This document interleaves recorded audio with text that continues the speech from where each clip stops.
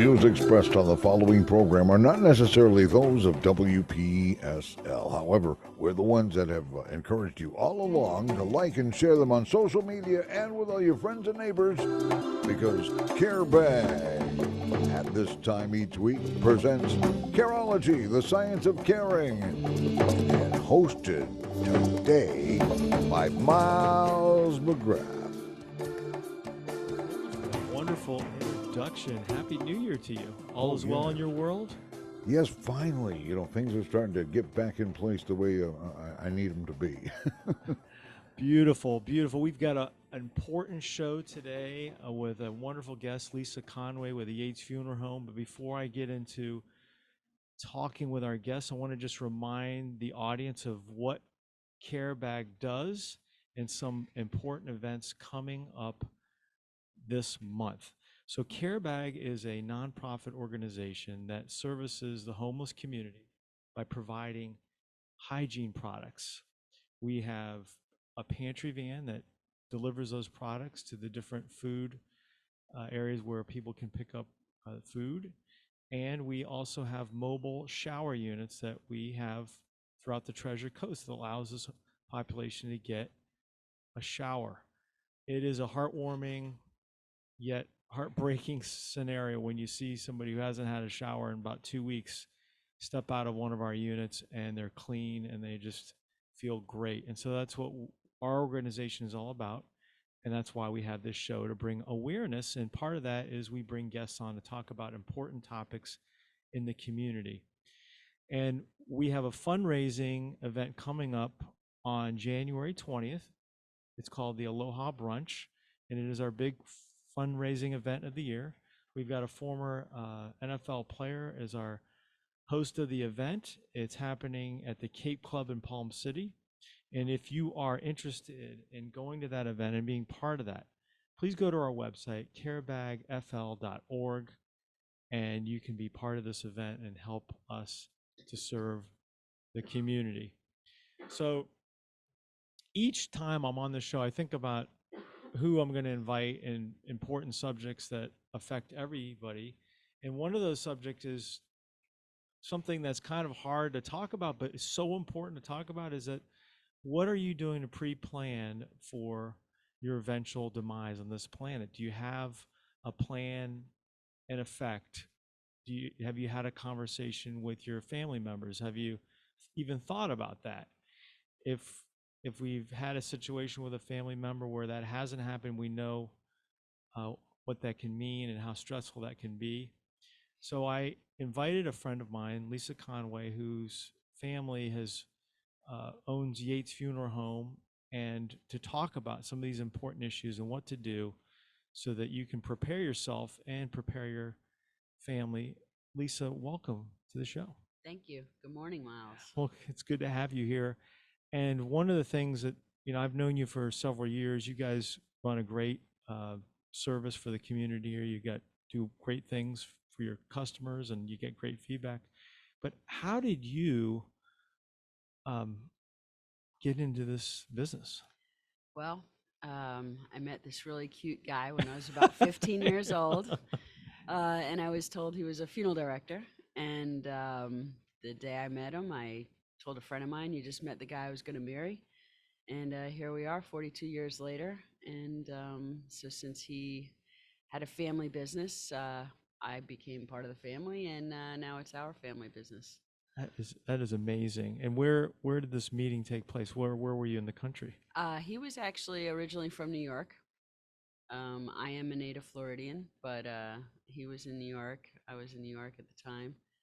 And that's where his family business originally started in 1862. Wow. He's actually fourth generation. Our kids are fifth generation. Amazing. And what brought him to Florida to carry the tradition here? Well, you've seen those commercials. Is your wife hot? Well, his wife was cold. It was too cold in New York for me. So right. I convinced him that we needed to come down to Florida. They do refer to Florida as God's waiting room. So it was a good place for us and our business. So we came down here. We came back in 1998. 1998. Have been here and in the funeral service down here since then. Wow. Wow. How, you're dealing with families that are grieving, you're putting celebrations of life together for folks. You're dealing with things that can, whatever can go wrong can happen sometimes. How do you keep going in a business that's dealing with some really tough things on a daily basis? What's your go-to to keep that positive outlook? It is hard. It is hard. As a matter of fact, when our kids decided to go into the funeral service, a couple of them did. My husband kind of tried to push him in another direction. He said, no one's ever happy to get a funeral.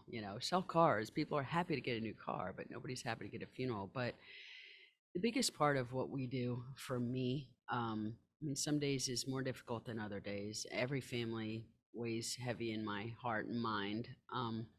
But one of the things that I know that I'm helping them get through a really difficult time. I've been there myself. I know what tomorrow is. I know what next week is. And just being able to be there and support them and know that, a month, 2 months, 6 months later, when they call me and say, hey, and I see that they're, enjoying their life again and they've grieved healthy, I know that I accomplished something and I, help them get there. And that's really a huge thing for me, just to be able to see someone get through it and then be healthy again in mind and spirit. And, so that's really important to us. So the purpose becomes the why. There is knowing that you're guiding them through a difficult process, and there is something on the other side, and Yes. then seeing them make it through that Yeah, very is much what so. keeps you going. Yeah. I think that's a great motivation. That's beautiful. I think about how Lisa and I know each other is she's kindly lets us use her space for our Treasure Coast Business Professionals meeting, and I've gotten to know her a little bit. So that's why I invited her on. I trust what her motivations and everything like that. But there's some tough things you got to deal with when you're dealing with a grieving family. But before we get into that, what are some of the kind of misconceptions that people have? They don't know, they don't have the knowledge when they're planning or thinking about the future. Why do people not plan when they know eventually this is going to happen? They're going to have to deal with it, or somebody else is going to do. Why don't people plan? It's one of those things I think that people put off because they don't want to have to think about it. It's like, certain medical things, like people will say, well, I was supposed to have this 3 years ago, but I'm still, because you just don't want to face it. You don't want to face the fact that unfortunately everything living is going to pass away at some point, and nobody wants to accept that to a certain point. With pre-planning, though, I feel like it actually takes off some stress. It takes off the thoughts of, sometimes it weighs more in the back of your head because it's constantly there. And then when you kind of get rid of it, it's like, oh, well, now I don't have to think about that anymore. And it really takes away some of that. And I try to make it as light and, you know, easy as possible. When we sit down in a pre-need, we'll talk about vacations and cruising and this and that. And, not you're going to die, Right, because that's not what it's about. It's right, about living and exactly. enjoying life. So the planning allows the living to be more fruitful, I think is what I'm hearing you say. Yes. Yeah. So if you know something's going to happen, but you could at least have some agency over it to eliminate pain for your loved ones, Mhm. why not? If you could compare and contrast um, something that you said before this interview was somebody's planning a wedding and they take a year, 9 months to plan a wedding, but oftentimes how much time, if they're not doing it in advance, how much time do they have for a funeral? Oh, a couple days. I mean, a lot of times we'll do almost all the events that go into wedding planning in 3 to 5 days. you know um certain religions it's even quicker than that, or because people are from out of town. I mean, we've we've done turnarounds in 24 hours, and that's including services and burials and flowers and food, you know. So I mean, we are planners of sort, wedding planners of sort, but we don't have the time that it takes otherwise, you know. I mean, there's a lot that goes into it, you know, hair, makeup, what they're going to wear. We do all that behind the scenes and take care of all that, and you know, so that everyone can have the best experience in such a negative time. So it's a handoff. Family is trusting you to take care of those items because they're not really in a state of mind to function at 100% to handle some of these challenging arrangements that you're Right. doing for them, more than just what you would think of traditionally, you know, getting a casket or deciding whether you're going to cremate it or not. You're putting a whole celebration together that involves all the things you mentioned, which is really was an aha moment for me when you were saying that. I was like, well, duh, you're having an experience with somebody. You want to make sure it comes off nice. So you need an expert to walk you through that. Right. What would you say are some of the misconceptions that people have around thinking about planning and things like that? One of the most, I think, biggest things is price. You know, people always walk in and go, "Well, I'm going to do this because I heard it's going to be $20,000." And not to be a wise guy, but I wish I did $20,000 funerals. That doesn't happen. Um, there's also with pre-planning, you know, you can make payments, you can, but you lock in what you want exactly. And you're not just taking out a policy for X amount of dollars and hoping it covers things. You're figuring out exactly what you want to do, exactly what it's going to cost. And that's basically, you know, what you pay. And it locks it in. So you kind of get, you know, the big coupon discount. So if you pass away 20 years from now and you locked it in today, you know, you're going to save that money.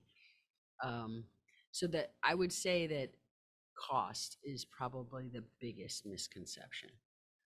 Um, Beyond that, previous experiences, you know, funerals have changed a lot over the years. And years ago, you know, when you were a little kid dragged to grandma's funeral and everybody was solemn and, you know, it was a scary experience. And funerals don't have to be scary experiences. You know, it's supposed to be an experience to be able to, you know, talk about your loved one, remember the memories, maybe hear stories from other people that you wouldn't normally see, that you wouldn't normally hear. I mean, that's the coolest thing I love when I'm working funerals. I don't even know these families, and I listen to some of the stories. I'm like, wow, that's really cool. Wow, that guy sounded like he was a lot of fun, or she was a hoot, you know, or you know, just different things like that. It's to really bring that dash back, you know, not just, oh, they were born today and died the other day or whatever. It's, you know, let's experience what their life was all about and remember with other people. You know, you just brought back a memory for me. A- Shortly after my mom died, this little voice said, why don't you just go to the St. Mary's Church and just pop in there and say some prayers? So I walked in the church, and don't you know they're having a service? And don't you know it's somebody's mom they're talking about? And it's somebody, the son is up there talking about his mom right when I walk in. Hmm.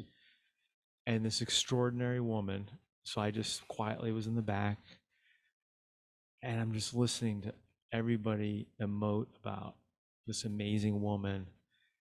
And the priest gets up and talks. And you're 100% right. I didn't know, obviously, this woman at all. I didn't even know the family. I was just in the back. But that, just being witness to that, was like enlivened my life. Yeah. It was amazing. I have no idea how I got in there, but sometimes that little voice guides you in the right direction. It was like they were talking about my mom, even though it was his mom. You know, it Yeah. was like incredible. So I hear exactly what you're saying, and don't you want to have that planned Hmm. the right way? Well, that's my biggest thing is it's amazing that, you know, everyone has a story. And, you know, I'll sit down with some people and say, oh, would you like to put together an obituary? Like, nah, they didn't really do much or whatever. I said, well, tell me a little bit. You know, they start talking. I'm like, well, that's kind of cool. Well, that's really neat. And they're like, oh, I didn't realize it was just my dad. But, everybody has a story, Yes. and everybody's story and I think that's one of the biggest things that I love about what I do is being able to share and hear the stories of different people and different families and different backgrounds. And that's one of the coolest things for me is just everyone's story. Do you recommend that people sit down if they know somebody is nearing the end, that they actually ask them about writing that obituary with them? Is that a delicate conversation, or what do you recommend for Oh that? yeah, like, or even just a casual kind of interview, like, so what were the highlights of your life? What, what, what was it like when you were a kid? What did you do? What did what was your favorite things? Um, oh, you were drafted, you went away, how was that? What was that like? Was it scary? Was it, who are the people you met? Just almost like an interview, interview someone, and that gives you the takes because, there's certain things that will always pop into your head that you remember, that favorite. When I was a little kid, I remember I had this little purple bicycle and it was the goofiest thing. I had it for so many years, and like I was 3 times the size of it before I even got rid of it, but it was like this purple bike Did it for have a some reason. banana seat on it? I believe it did. now you're, I now could you're see aging me. I can see it. I can see it in my mind. But, That is beautiful. but it's things like that. And so yeah, definitely do the talk and the interview. And people tend to get into the ancestry after the fact, or this 23andMe and all that has become so popular. It's like, you know we can learn a lot about that by just having conversations with our family. Yes, you know I think it's so important. I agree, and it's funny we talk about that. That's one of the exercises I have my clients do is to think about the end, right? To kind of write that for themselves, and then when you're going through making decisions in your life, does it fit with your little paragraph or your one page? hmm Does it fit on that page? Like, is it really you that wants to do this, or is this some thing that doesn't fit in? Because I think, as Stephen Covey said, begin with the end in mind, and that makes it easier to fit that. But what you alluded to is a lot of times somebody passes on, and they didn't get any input on it. right. We're taking all our collective memories together, we're putting something together. But wouldn't it be nice to have some of their? Of course, we're going to have our input, Right. but wouldn't it be nice to hear some things like you said? Wow, I didn't know that about Grandpa. I didn't know that they did that. Or Yeah. Yeah, and that's, I think, one of the most important things. Take your iPhone or whatever, put it on, record, and just get and that's the other thing too. I think record some conversations, because that's one of the biggest things is people say to me, "Oh, if I could just hear their voice one more time." still have on my phone some voicemails from my mom From mom. that are there. And a good friend of mine's grandmother was 101. She just died a few days ago, and he's going through all the videos and going through all the voicemails, and he's cherishing every one of those. So Yeah. you're 100% Yeah. on that one. That's 100%. one of the, major, I would say, people. It's just, everybody wants one more minute. Even if you were told exactly, okay, you have 5 minutes and 37 seconds, and that's the end. At 5 minutes and 38 seconds, you're like, wait, I just need one more minute. So you always need one more minute. Always need one more minute. Right. So cherish the ones that you have, and record a couple so that you'll have that to hear again. That's great advice. Great advice. Thinking about traditional services and burials and things, what do people need to know about, like, cemeteries? There's like cemeteries that are on a hillside that are part of some company that they own them. There's cemeteries that are part of a church. There's cemeteries that are probably part of a synagogue. What are some things people should be aware of about cemeteries? Well, you're right. There are many. There are corporate owned. There are private owned. There's national cemeteries, veteran cemeteries. One of the biggest misconceptions with the veterans is a lot of company or private owned cemeteries have a veteran section. And people get that confused with the national cemeteries. They are not part of the national cemetery. They're not treated the same. The national cemeteries, if you're a veteran or married to a veteran, you have the ability to go to the national cemetery where everything is taken care of as far as your plot, your markers, your grave liners, all the cemetery side. The biggest misconception there is, oh, they're going to pay for my funeral as well or my cremation. No, they don't. The funeral side is not paid for, but we can go to any national cemetery if you're eligible. So that's one of the biggest things, because people will say to me, oh, well, the cemetery down the street has a part for veterans and I'm going to go there for free. And no, you're not. So make sure you ask those questions, check with the cemeteries. A lot of times I'll tell people, well, this is no. Make the phone calls, because, I'm not telling you these things just to break your No, shoes. this is why we're here. This is the whole point of the show, is to It's bring definitely- awareness. Yeah, you want to know what you're actually eligible for. And I think there's a lot of misconceptions, especially with veterans, because unfortunately, through the years, they've changed. So if you're between 70 and 80 years old, and maybe you were part of Vietnam, maybe back then certain things were taken care of, and that's changed. The government is constantly changing what they're giving and not giving. So those are things to really check into, that kind of stuff, and make sure that you understand. I'm always open to, I always tell people, call me if I need to make a few phone calls or give you the right place to call to find out about cemeteries, this, that, and the other thing. I think education is, key, because it really helps you understand what you're going to have down the road, costs. Or in a lot of cemeteries, again, you can also pre-purchase your plots and pre-purchase your opening and closing, which is the biggest thing. You want to get that opening and closing when you get your plot, because that's the thing that really goes up. People will say, I paid $250 for my grave and it's $1,200 to open. That's crazy. But that's how it is. So it's not just the actual physical real estate. It's paying to get the tractor over there to open that up Exactly. and make the hole the right depth and everything like that. Yes. And then doing the right, putting back in and lowering it in and all that stuff. Right. So that's all part of Yes. something to be considered when And you're that's buying that. something, if you can pay up front, do it. Because that goes up every January 1st, guaranteed. Amazing. I mean, I just thought I knew some things about this industry, but I didn't even think about that. I think, oh, I bought a plot, but that doesn't include opening the plot, using Right. the plot. In terms of, the area of land, are husband and wife, let's say they want to get a plot, are they stacking them on top, or are they putting them side by side, or is that like a variation, or I don't know the rules around that. It varies, because in Florida you don't get a lot of the stacking. That's kind of a northern Midwest thing, because here our water table is so high that we can't go that deep. Right. And that's another major misconception is, Florida, especially the Treasure Coast, is a very transient area. There's very few Florida natives that live right here. Right. Most everybody's, Ohio, Connecticut, New York, New Jersey.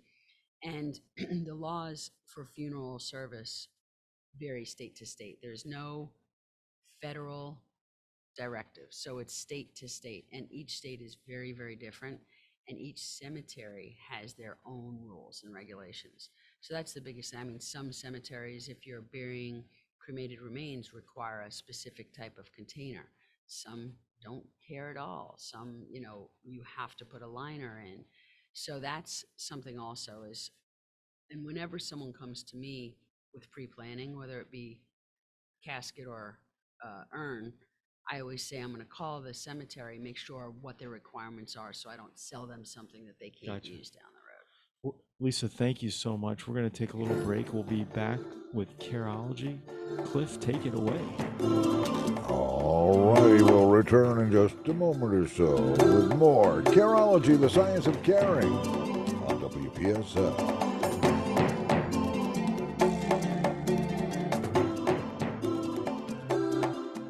Have you been wondering what your valuables are worth? Bring them to St. Lucie Jewelry and Coin, and their friendly staff will tell you, and they'll pay you top dollar. Hi, it's Evan 9 from the morning show, and I can personally tell you from experience that St. Lucie Jewelry and Coin is the place to go for all your jewelry needs. Hi, this is Hawk Levy from St. Lucie Jewelry and Coins. I want to tell you all thank you for voting us #1 again. Best jewelry and coin dealer, best gold and silver buyer, and best jewelry store. You know, the demand has never been more for fine jewelry, signed jewelry pieces, coins, coin collections, paper money, Rolex, and all luxury watches, even designer purses. You ask why you should sell to St. Lucie Jewelry and Coin? It's real simple. They buy your jewelry as jewelry and not scrap. They resell everything on the international auction platform and in their local store. St. Lucie Jewelry does free confidential appraisals and house calls as well. St. Lucie Jewelry and Coin, located at US 1 and Walton Road in the Publix Plaza.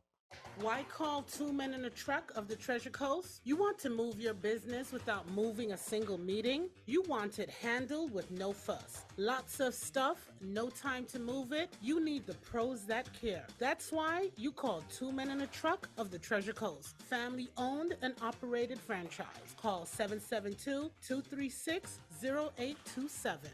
772-236-0827. Movers who care. Visit Two Men in a Truck, treasurecoast.com. Hi, this is Roxy from Careology, and I just want to talk about volunteering. Volunteers don't necessarily have the time, but they have the heart. It takes courage and dedication to offer your time and skills to help out a cause that is a noble act that deserves recognition. Volunteering is a great way to make a difference in our community, and CareBag needs your help.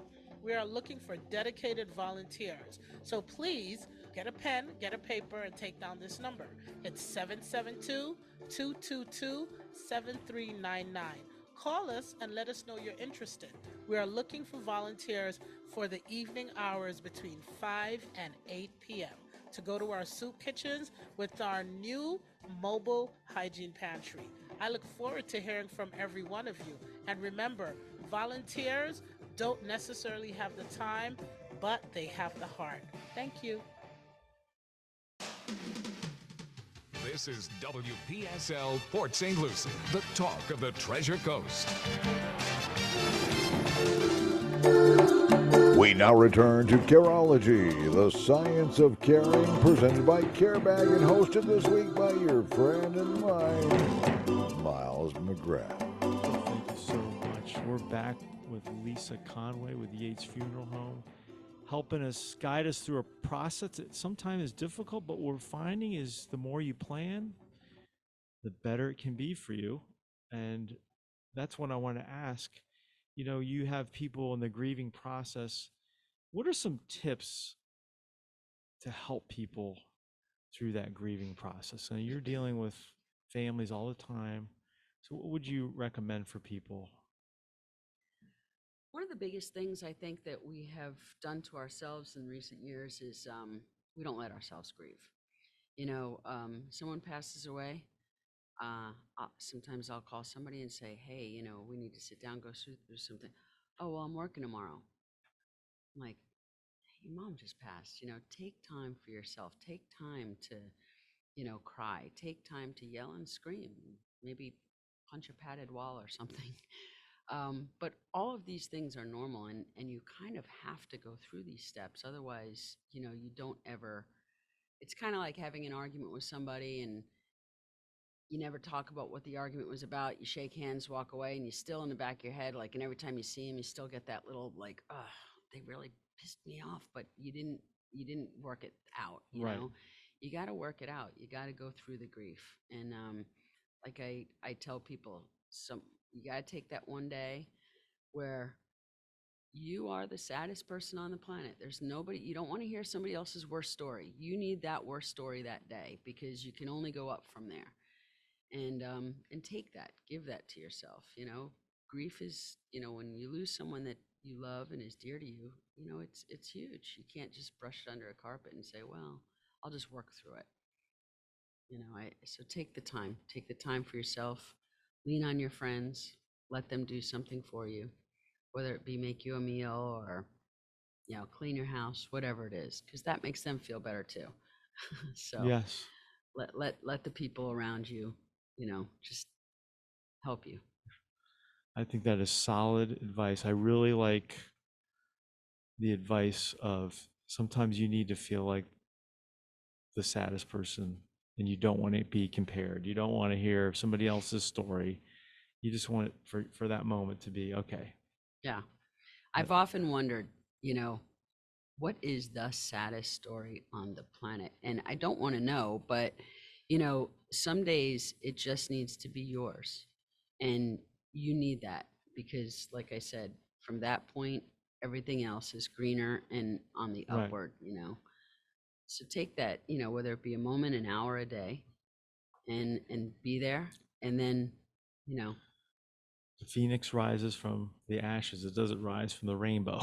Exactly. It's like Exactly. sometimes you got to come hit the bottom before you go up, and that is solid advice.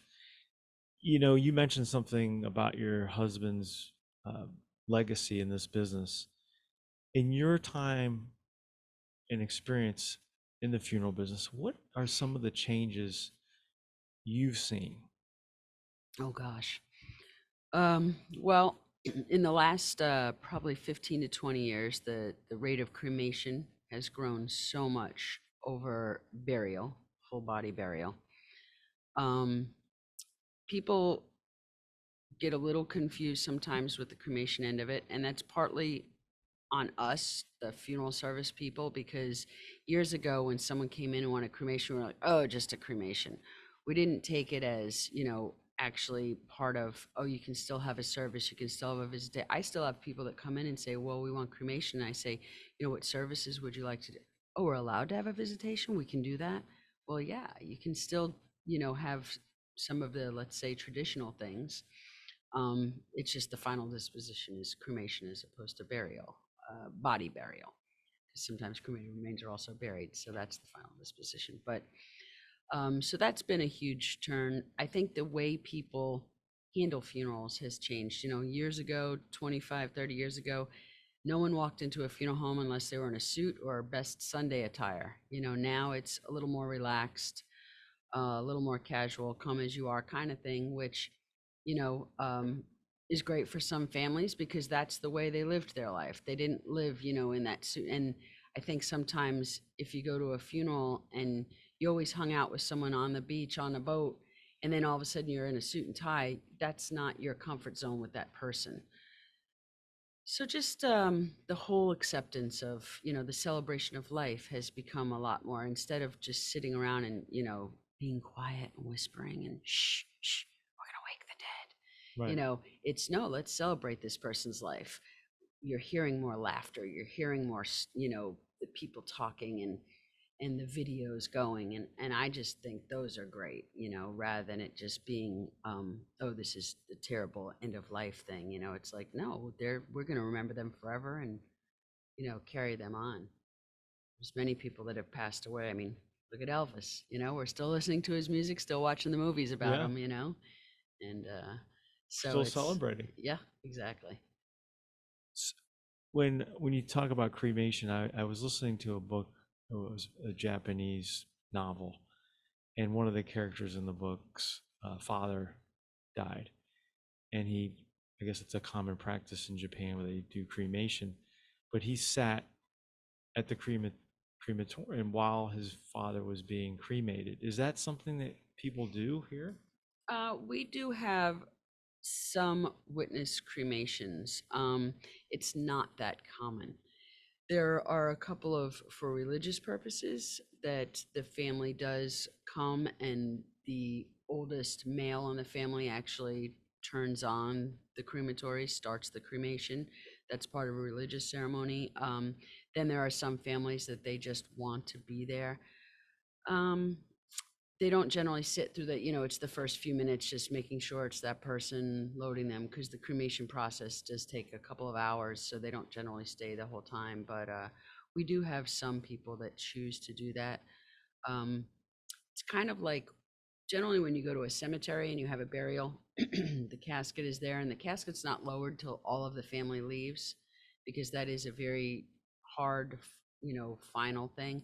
And once in a while, we'll have a family member, no, I want to stay. I want to make sure that casket goes down there and see that. So it's kind of the same finality part of it. But it's all flexibility and part of the conversation that Right. happens Right. and part of what you And I do to think- help them feel comfortable. Yeah. And I think people kind of don't realize what all goes into it. Sometimes we've had families that are fine, and sometimes when they actually get to the crematory and they see everything, they're like, oh, wait, no, this isn't exactly what I wanted to, so it's definitely a personal choice. One of the things that I kind of was an eye opener for me is one of my clients was the county morgue, and they told me that if you don't have, and I just want to clear this up if it's a misconception or I remembered it correctly, that if you don't have a doctor that you've been seeing and you die, the morgue has to do an autopsy. Is that?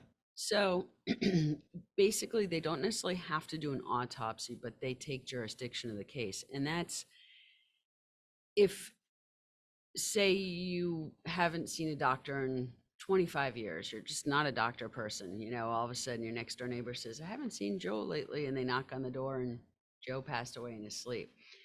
Basically, there's a doctor has to sign off on the death certificate. So if there's no doctor on record that has seen Joe in, many, many years, Right. the medical examiner's office will take jurisdiction of the case because they will then sign off. Depending on the circumstances on the passing, if Joe's 98 years old, everything looks peaceful, house was nice, they're not going to do an autopsy. Right. If Joe was a young man and there was some strange things in the bedroom, they're going to do an autopsy. Right. So that's really how. So it's really up to the medical examiner what they decide. But if it's clearly, something that was just a natural passing, they're not going to do an autopsy. But if you have per a se. family doctor you've been seeing on a regular basis and, Right. and everything is normal, Right. you're not going to As have long to. as there's a doctor that'll sign off, or even if you've gone into the hospital, you've been in the emergency room, the hospitalists are there, if you've been seen, yes, you're in good shape with that kind of thing. Now more and more people, one of the biggest things in I'm seeing more in the last couple of years actually is hospice care. People do go into hospice care. There's long-term and short-term hospice care. So then everything gets transferred to the hospice doctors. Gotcha. So yeah. Switching gears a little bit, we all have creatures in our life, our fur babies, that are near and dear to us, and unfortunately they pass on. Do you have any services for our pets? We do. We have Yates Pet Cremation Services. So we do now, big misconception, pets and humans cannot be cremated in the same cremation unit. So they are completely separate. People cannot be cremated with their pets if you happen to pass at the same time. People cannot be cremated in the pet world. They have the you can pay a little extra to have your pet cremated by itself, or there's the communal cremations, which are becoming less and less because of the fur baby Right. pet parent Right. conception. People don't want them with a bunch of other pets. They just want theirs. Same for the humans. There are no communal cremations. Humans can only be cremated one at a time. There's a very thorough clean out process. So the human cremation is very, very strict guidelines. And so with that, yes, we do have pet cremation services, and they are just as important as our humans. Our pet parents are, a lot of times they have a harder time dealing with it than the human losses. It's amazing. So, It is. well, our pets, we have a little fur baby at home now. Our latest, he's almost 2 years old, Pedro, and he just looks at me all the time with that look of love. He never yells back at me, never tells me I'm crummy, never says I don't like this food, Mom, feed me something else. He Right, just loves right. unconditionally. So They And worm we their live way in into a our world heart. where we need love, we right? do. We need that, unconditional love, and they're so patient with us. It's really amazing. So you mentioned more cremations as one of the trends you've noticed over the years. I've heard recently, I used to live in Ithaca, they've got a cemetery that does natural burials. Green burials. What is that? Green burials. So they're not using caskets, especially metal or anything that's not, earth friendly. They're not embalming a lot of times. They're not even using markers. They're doing kind of GPS stuff now, with everybody having iPhones and Androids that you can locate anything and everything, so you have more of a GPS spot. So when you go into this, they're not cutting down the trees to make flat land for a bunch of burials. They're, going in between. And so you walk into a forest and then you use your phone for your GPS and it brings you to the spot, and this is where your loved one is. There's not even headstones anymore or anything like that. That's kind of, that's an extreme.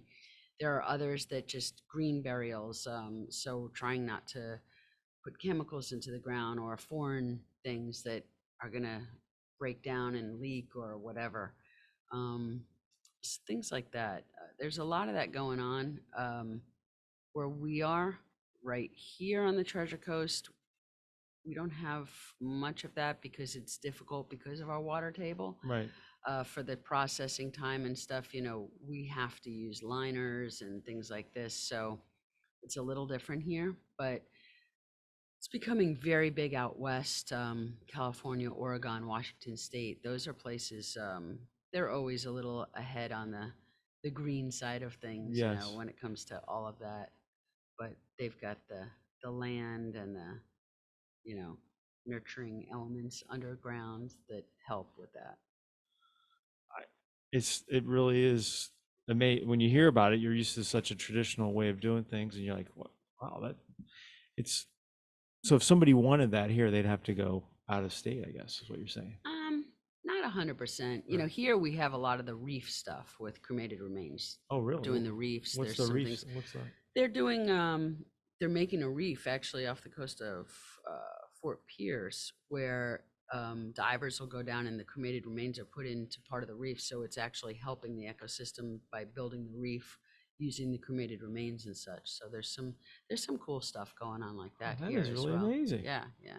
Taking it, and I think I was at your location in Okeechobee. The gentleman that runs that location was taking some of the remains and putting into jewelry. Yep, we do that. We have one of the companies we work with, which is kind of cool. They'll take the cremated remains and turn them into actual rocks, like stones, and they come back in all different sizes. An entire bunch of cremated remains comes back like 36 to 40 stones. And I mean, you can put them in your garden, you can put them, as a paperweight or just different members of the family. There's all sorts of neat stuff. There's really some cool stuff with the So cremated instead of remains. having a jar, for lack of a better term, an urn, that if you have brothers and sisters, they can have Right. these stones and all and share it. Yeah. That's an interesting. Yeah, they're pretty cool actually. Wow, I had no idea. Yeah. That's a new trend. Yeah, we have glass pieces. You can be blown into blown glass with colors, and then you have a little lighted base, and it's beautiful artwork. It's of course one of a kind because they're hand blown. There's lots of different options. Really, kind of some cool things. You can become artwork. People are doing tattoos with cremated remains. Really? Yeah, yeah, they're put into the ink and actually tattooed into someone. There's artwork where it goes into the paint, and you can paint a beautiful piece of art with cremated remains in the art and the paints. So if you're listening to this broadcast and you want more information from Lisa Conway, and you want to pre-plan and you want to have that conversation with somebody who's been through this with hundreds and thousands of people that can help guide you, how would they get in touch with Yates Funeral Home? You can call us, Yates Funeral Home, 772-461-7000. And you can speak to anyone that answers the phone. You can tell them if you're looking for pre-need, you can ask for Lisa. And I bounce around a lot. So a lot of times I'm not sitting right in the office, but Right. I always get back to you, give you a call, give And, you the information you need, have that conversation. and you've got a beautiful website. What is the website? It is www.yatesfuneralhome.com. And we were just talking about, there's a beautiful picture of Lisa and her family, and it's just an amazing picture on the beach, and they're all standing there, and they're all involved in the family business. It's just a beautiful, beautiful thing. They're dedicated to your family, and it's just a wonderful, wonderful thing. Thank you, Miles. Well, it's good to have you here today. And if you have questions, please reach out to Lisa on this. I want to close though, and just remind everybody that CareBag is having our gala event on the 20th of January. So if you know somebody that wants to have a good time, wants to rub elbows with folks that care about the community, this is a great opportunity on the 20th. It's going to be at the Cape Club down in Palm City. And we've got a few slots left for this event. January 20th, 11 a.m. Go to carebag.fl. Again, Jeff Luck is going to be the featured speaker. I think Brian Mast is going to be in attendance at this event. So it's an opportunity to really have an impact on the community. We all know that we see homeless people. We're like, what can we do? Well, one of the things you can do is also volunteer at CareBag. We need your help. We've got shower units that we take out, and we need folks to go with those units to attend and make sure they're being used safely. We need folks to man our location in Fort Pierce. We have a great group of volunteers that do that, but we're always looking for more. And one of the things that I've seen personally for myself is the experience of volunteering is an opening to compassion, because we take things for granted. This morning I took a shower. Some people don't have a shower. They can't take a shower. They're living out of their car. Why are they living out of their car? Well, a lot of times they could be somebody that has a job, but they're just not making enough. We know how expensive it is for rents right now, for buying a home. People are making $15 an hour. They are living on by themselves. There are young students that go to IRSC that are living out of their car. There are people that need help in the area. So this is an opportunity for you to take part in that. If you don't want to attend the event and you just feel like giving, go to our website. There's a little portal where you can give, and it's a great give back. If you've got an event that you want to do with some of your friends as a caring way of volunteering, we're always open to those conversations as well. We do all sorts of things. We just recently, for the holidays, we had a sneaker drive where we collected sneakers for Christmas that we gave away to kids. So we do things of that nature. We do haircuts for the students at the beginning of school and fill their backpacks up for them as well, so to give them a fresh start. So if any of those are exciting to you, we would certainly like to talk to you about being part of our organization, part of that giving spirit, because the more we have awareness of homelessness, the more we provide dignity to people, we can create a solution on the Treasure Coast and help folks find that direction they need and find the supplies they need and get the services they need. Another thing that CareBag, in my experience, has been as a portal to get to those other services. Roxy does a great job of connecting with other nonprofits to help people get to where they need to go to get what they need. So I think a lot of the nonprofits along the Treasure Coast do that, and your involvement in it doesn't just have to be CareBag. Any nonprofit that's doing good work, if you're not doing that, it's a great opportunity to meet people. It's a great opportunity to serve, and I would highly encourage you to to look into that. So next week we're going to have a show about education. There's an academy here that does a unique form of education. They've got a trade show that the kids are putting together, and we're going to have one of the teachers or leaders, they call them there, from that school here next Monday to do an interview. So that'll be a great show. So I hope you'll tune in to Careology Mondays at 10 a.m. I'm Miles McGrath. Thank you so much. With archives on YouTube, you've been listening to Careology, the Science of Caring, presented by CareBag, providing personal sanitation products to homeless folks.